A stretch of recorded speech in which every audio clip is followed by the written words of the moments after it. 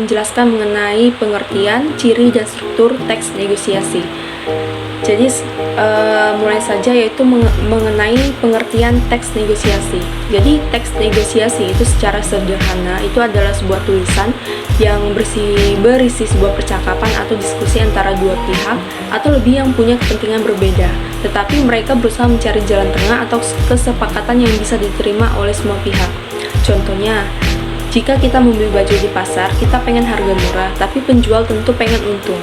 Nah, percakapan tawar-menawar antara kamu dan penjual. Nah, itulah yang kalau kita tuliskan itu jadinya teks negosiasi. Jadi intinya, teks negosiasi itu catatan atau transkrip dari proses tawar-menawar atau diskusi untuk mencapai persetujuan bersama. Nah, tujuannya itu biasanya kita untuk menyelesaikan masalah atau mendapatkan apa yang diinginkan atau mencapai sebuah keuntungan bagi semua pihak yang terlibat. Meskipun apa yang kita inginkan itu tidak terpenuhi 100%. Jadi itulah pengertian dari teks negosiasi. Jadi di sini saya akan menjelaskan mengenai ciri teks negosiasi. Yang pertama itu adanya dua belah pihak atau lebih. Nah, itu artinya misalnya ada kamu yang mau beli dan ada penjual yang mau jual. Contohnya seperti itu. Nah, yang kedua itu tujuan untuk mencapai sebuah kesepakatan. Nah, jadi misalnya kamu pengen dapat harga murah, penjual itu pengen dapat untung. Jadi negosiasi itu biar harga akhirnya itu disepakati dan kalian berdua itu puas, walaupun mungkin enggak 100% sesuai dengan harapan awal. Yang ketiga itu terdapat tawar-menawar. Nah, itu artinya kita bisa menyebutkan harga sekian, penjual bisa menyebutkan harga sekian, terus kalian saling turunin dan naiki sampai ketemu angka yang pas, dan ini inti dari sebuah negosiasi. Yang ketiga adanya kompromi. Jadi kompromi itu mungkin kita nggak dapat harga semurah-murah yang kita mau banget, tapi penjual itu nggak jual semahal yang dia pengen, tapi akhirnya ada jalan tengah yang kalian berdua setujui. Nah, itu namanya kompromi. Yang selanjutnya itu bahasa yang digunakan. Nah, biasanya bahasa digunakan itu bahasa sopan yang dimana kita itu berusaha meyakinkan. Terus biasanya kita berbicara dengan baik-baik, kasih alasan kenapa harganya segitu, kemahalan, atau bilang kualitasnya itu kurang sesuai harga. Intinya bahasanya itu membangun dan bertujuan untuk mencapai sebuah kesepakatan. Yang keenam itu fokus pada kepentingan bersama. Jadi walaupun awalnya beda, kita pengen murah dan penjual pengen mahal, tapi tujuan akhirnya itu adalah transaksi terjadi dan kalian berdua itu untung, dalam artian kita mendapatkan apa yang kita inginkan dan kamu dapat misalnya kamu dapat baju, penjual dapat uang. Nah, jadi ada fokus untuk mencapai hasil yang baik buat kedua belah pihak. Baiklah, di sini saya akan menjelaskan mengenai struktur teks negosiasi. Jadi dalam struktur teks negosiasi itu yang pertama itu ada orientasi. Nah, jadi orientasi ini bagian dari pembukaan atau awal dari negosiasi. Nah, di sini pihak-pihak negosiasi itu yang saling terlibat itu saling menyapa ataupun memperkenalkan diri dan memulai pembicaraan dengan sopan. Nah, tujuannya itu untuk menciptakan suasana yang baik untuk bernegosiasi. Yang kedua itu ada pengajuan atau permintaan. Nah, setelah pembukaan, salah satu pihak itu akan menyampaikan apa yang diinginkan atau apa yang menjadi sebuah permasalahan yang perlu dinegosiasikan. Nah, ini adalah inti dari mengapa negosiasi itu terjadi. Selanjutnya itu penawaran. Nah, setelah ada pengajuan atau permintaan, pihak lain akan memberikan respon berupa tawaran. Nah, tawaran ini biasanya berupa persetujuan langsung atau sebuah penolakan, atau tawaran balik yang berbeda dari sebuah permintaan di awal. Yang keempat itu ada persetujuan. Nah, persetujuan itu jika proses negosiasi berjalan baik, akan ada saatnya kedua belah pihak itu mencapai sebuah kesepakatan atau titik temu. Nah, di bagian ini mereka setuju dengan hasil negosiasi yang telah dibahas.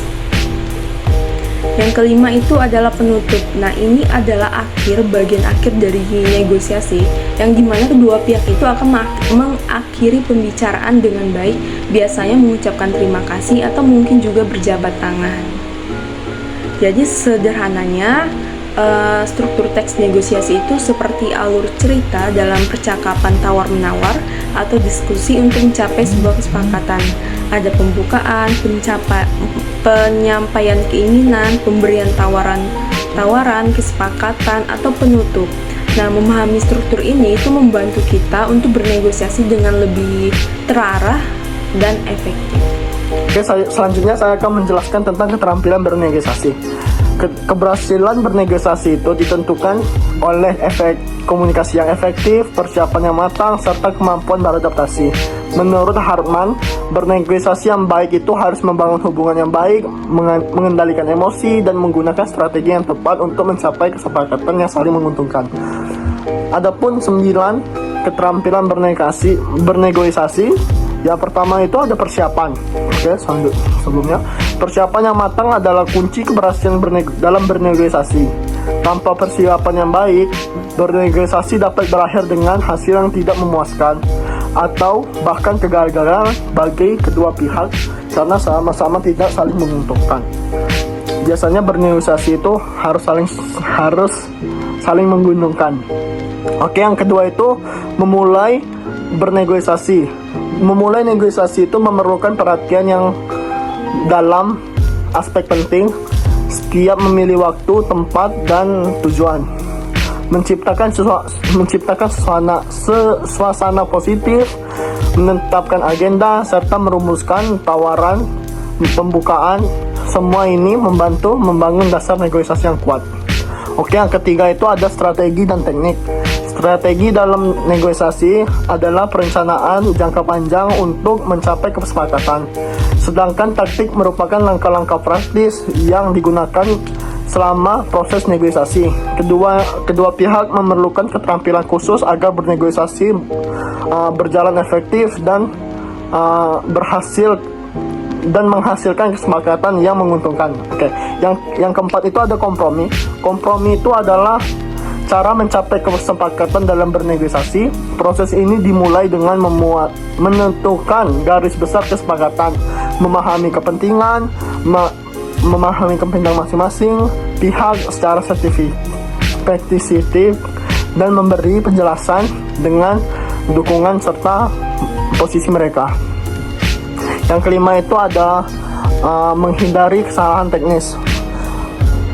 Kita harus menghindari kesalahan teknis seperti mengajukan permintaan yang tidak logis, membuat konsep tanpa perhitungan, tergesa-gesa dalam bernegosiasi, serta bernegosiasi dalam keadaan emosi atau lelah. Kesalahan ini dapat merugikan posisi kita dan menghambat kesepakatan yang adil. Yang keenam itu ada keterampilan konvensional dan non-konvensional. Menurut Cass, keterampilan bernegosiasi terbagi menjadi dua, yaitu ada konvensional dan non-konvensional. Keterampilan konvensional itu mencakup komunikasi strategis dan persuasi. Sedangkan keterampilan non-konvensional itu melibatkan aktivitas dan fleksibilitas dalam menghadapi suatu situasi yang tidak terduga. Yang ketujuh itu ada 6 kunci negosiasi menurut Oliver. Menurut Oliver, menentukan 6 kunci utama dalam negosiasi itu ada persiapan yang matang, latihan, memahami posisi sendiri, menyusun usulan, memberikan penawaran, dan mencapai persetujuan. Itu ada 7, ada 6. Yang ke-8 ada persiapan yang baik. Persiapan yang baik itu bernegosiasi yang sukses menggantung pada persiapan yang menyeluruh. Oke, hal ini mencakup identifikasi posisi lawan, potensi rintangan, peluang, kebutuhan, serta kemungkinan konvensi yang dapat diberikan. Yang 9 itu ada berlatih yang konsisten. Berlatih itu harus konsisten meningkatkan kepercayaan diri dalam bernegosiasi. Jadi kita harus berlatih setiap saat atau berlatih berbicara kepada negotiator. Nah, dengan latihan itu, negosiasi dapat mengasah strategi, memperbaiki respon terhadap lawan, serta mengembangkan pendekatan yang... Baiklah, di sini saya akan menjelaskan tentang proses negosiasi. Menurut Hartman, ada 4 poin penting yang perlu diperhatikan dalam bernegosiasi. Antara lain, yang pertama, fakta dari pihak lawan atau lawan dari negosiasi. Yang kedua, mensiksir posisi lawan negosiasi.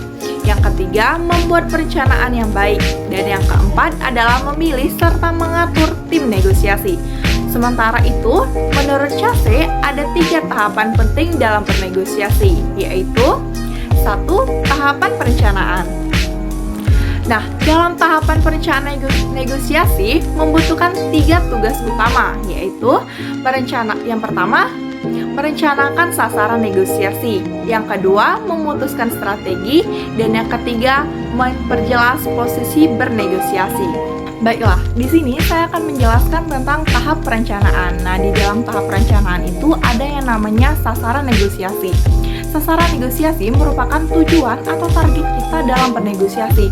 Nah, sasaran negosiasi ini tuh sangatlah penting karena merupakan sebagai petunjuk atau arahan kita dalam bernegosiasi.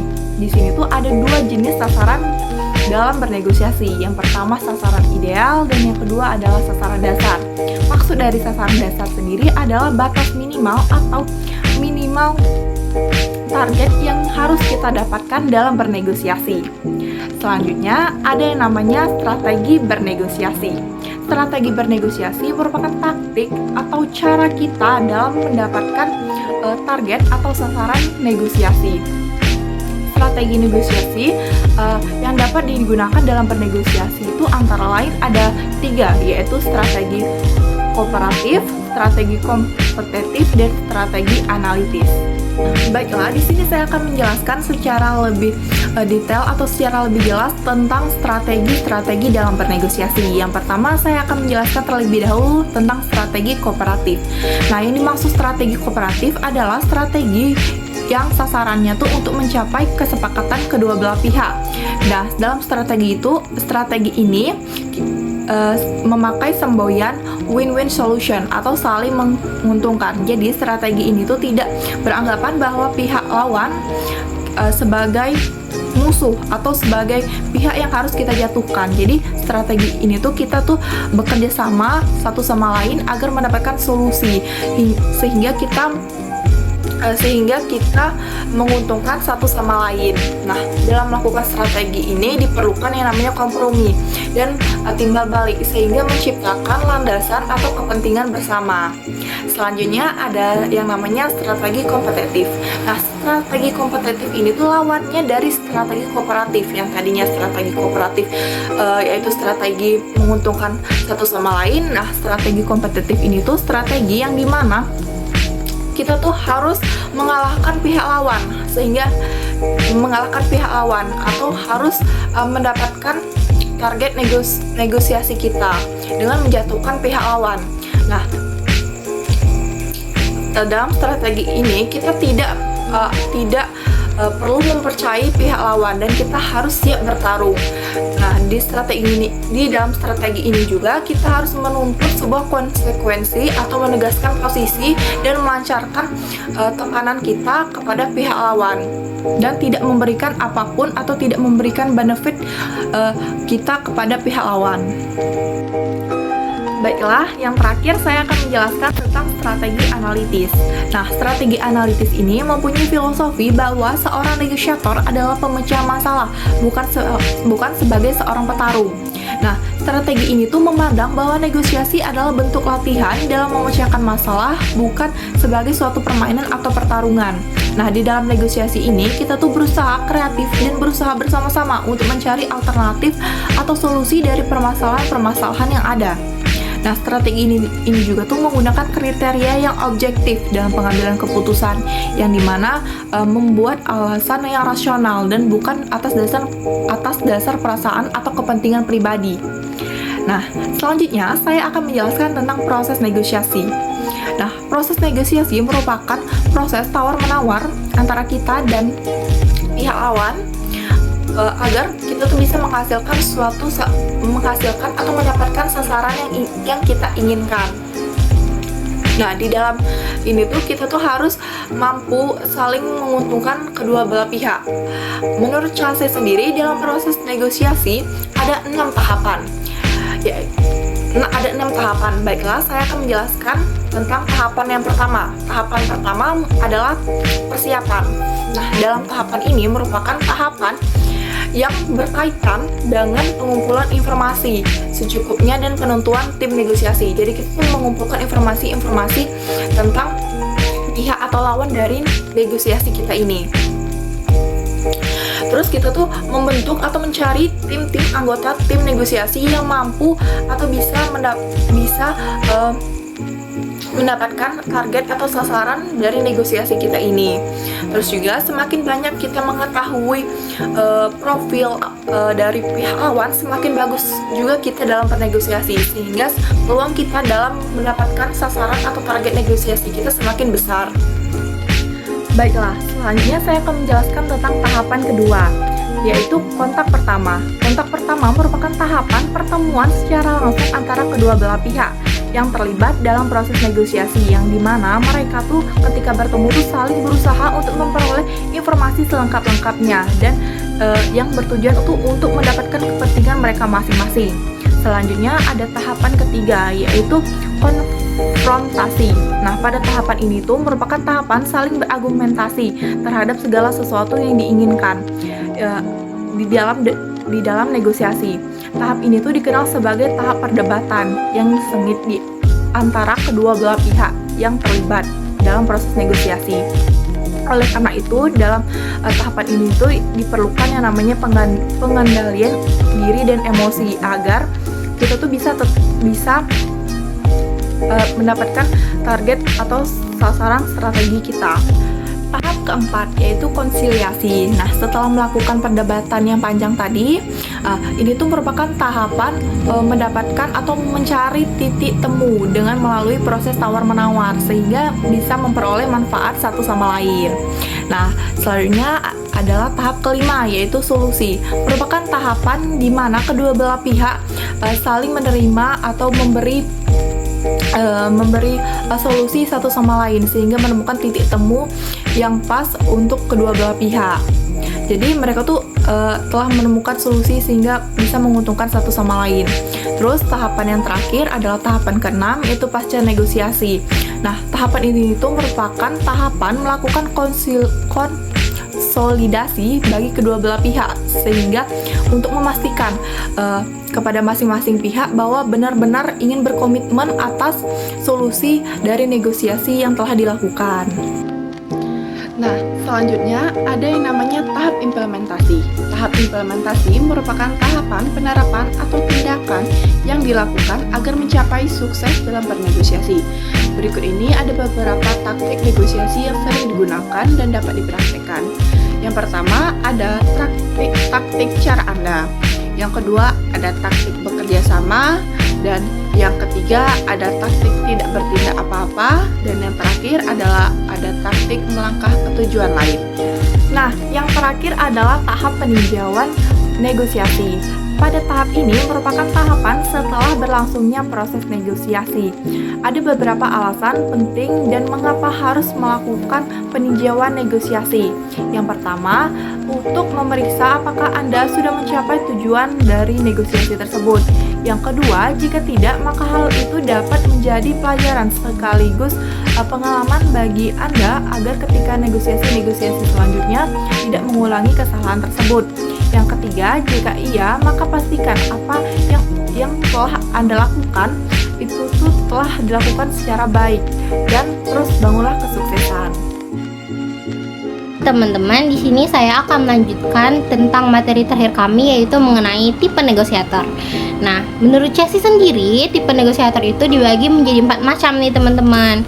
Jadi yang pertama itu negosiator bodoh, terus negosiator curang, terus negosiator naif, sama negosiator profesional. Saya akan jelaskan satu-satu mengenai tipe-tipe negosiator ini. Yang pertama itu adalah negosiator curang. Nah, negosiator curang ini biasanya negosiator tipe ini tuh menggunakan cara-cara yang tidak jujur dan manipulatif untuk mencapai tujuan mereka.